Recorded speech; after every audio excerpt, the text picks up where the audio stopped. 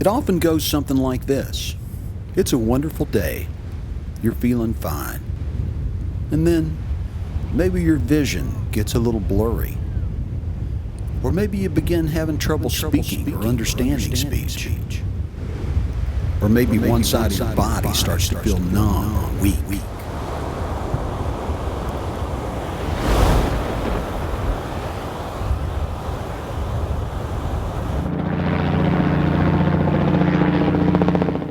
Every year, over 4 million people worldwide die of stroke.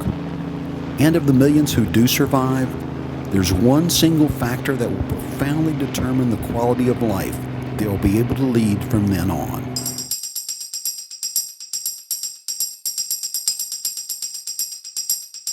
Time is brain. Every hour that passes between a patient's beginning of the stroke and then the stroke continues to evolve without being treated, every hour the patient loses more than 200 million cells in the brain. A very rapid cascade of events occurs where millions upon millions of neurons are lost literally within minutes. Every minute that goes by without treatment, 2 million nerve cells are lost, 14 billion synapses, the connections between nerve cells, are lost, and 7.5 miles of myelinated fibers, the long tubes linking nerve cells, are lost. The exquisite circuitry of the complex organ of the brain dissolves into dust very quickly. I had a stroke at 39 in 1997. Every hour also the patient's brain becomes almost 4 years older. That happened just as I was trying to make a left-hand turn. Well, there was no left. So I slightly veered left and I ran over a sign and I ran over a fire hydrant and I ran into a tree and my car caught on fire. Time is our enemy. Meanwhile, there's this fire pouring out of the engine compartment. Time is our enemy because patients don't get to us in time. And this guy comes up, saved my life really, opens the door and says, "You've got to get out." And he grabs me and sort of pulls me out. And I had no control of my left side and I was unaware that I didn't. So he gets me out, my car explodes. Time is our enemy because the transport of patients from the emergency home to the emergency room. And I still remember the paramedic, I'm lying on the ground, he's coming and talking to me, and I'm saying, "I'm going to get up. There's nothing wrong with me." He knows I'm paralyzed because the left side of my face is dropped. I can't move my left side. Emergency room to the scanner. I was picturing worst case scenario. You know, he's going to be really debilitated, he's going to be bedridden maybe, won't be able to move half his body, and so I was thinking along that line. And I still remember, she walks in, my wife walks in the room, and she looks at me, and I look at her, and I pick up my left arm with my right hand, and I say, "Look, they say my left side doesn't work." And I drop my hand, and it just drops on my stomach. Scanner to see a physician to do the treatment. All that time, we're losing brain cells. They started talking about giving me a drug in my vein at Northridge to dissolve the blood clot, and my wife said, "No, I want him at UCLA." Because I was on faculty there, and she was on faculty, and we knew the stroke team there.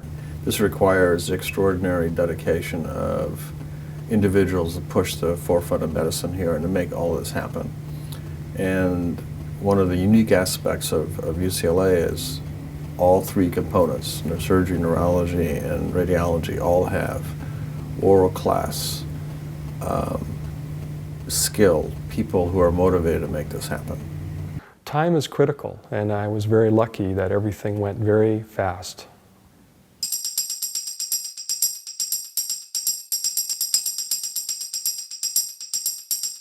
Right now, the care of stroke in a typical center is very fragmented. Patients come in and may or may not be recognized as having a stroke. So unfortunately, currently, our patient is first triaged in the emergency room, which is probably separated by 2.5 blocks from the imaging suite. They are first sent to a CAT scanner that provides only a minimum amount of information, and then in the complex cases, they're sent to a second scanner, an MRI scanner, to get more information. Time and brain lost while that is going by. Then that is separated by 2 floors and several elevator trips from the endovascular therapy suite. What we are proposing in this program is to truly bring all of these resources together for the first time, what I think is a groundbreaking proposal to really revolutionize the way that we deliver healthcare to this particular patient population. If you open up the vessel early enough, when the damage has not been severe enough downstream, you may very successfully restore blood flow and return the patient to a completely normal state. And this can be quite dramatic. You can have patients that are weak or paralyzed on one side of the body altogether, not be able to communicate or be blind, and rapidly reverse this within seconds. So it's probably one of the most miraculous things that you can see in modern medicine. No one's ever put this kind of room together. That's the reason we have spent several years working with industry to push them in this direction. We will be using new types of pictures, the imaging modalities that would like to see the state of the brain in real time. And this is one, an MRI, and then the state-of-the-art three-dimensional angiographic suite that allow us to identify every single artery in the brain. Combining that all together is the way of the future. So by melding these two, we can target and make decisions about our treatments right then and there. And so instead of doing a treatment and then taking the patient someplace else to see what the results of our treatment are, or whether or not we should stop or continue, be more aggressive, less aggressive, we can do that in the angio suite. So we see real time what the results of our treatments are. In this real-time approach or model, what would occur is that we would make that initial decision and then continue to make that decision as we treat that patient. So hence the term real-time.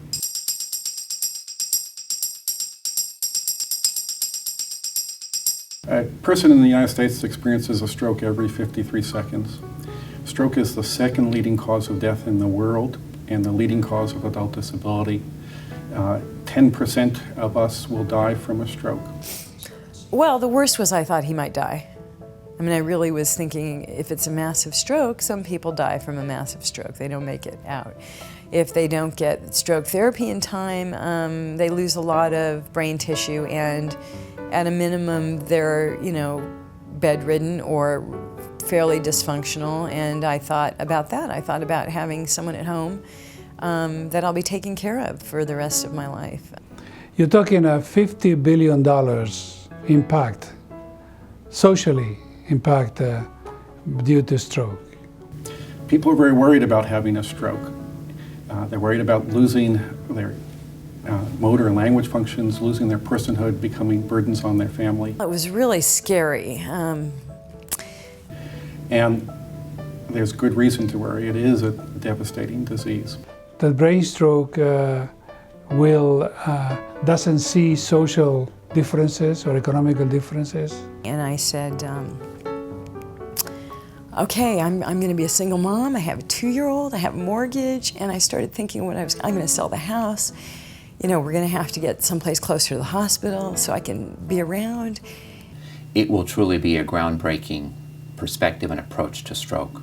To have the opportunity to, in one small concentrated site, to bring together all of the brain power, imaging power, and treatment power that is necessary to handle this difficult and complex population of patients will really revolutionize, I think, the way that we treat stroke. And radiology has the ability to make a unique contribution by bringing in and bringing together very complicated technology entering the hospital through the emergency room.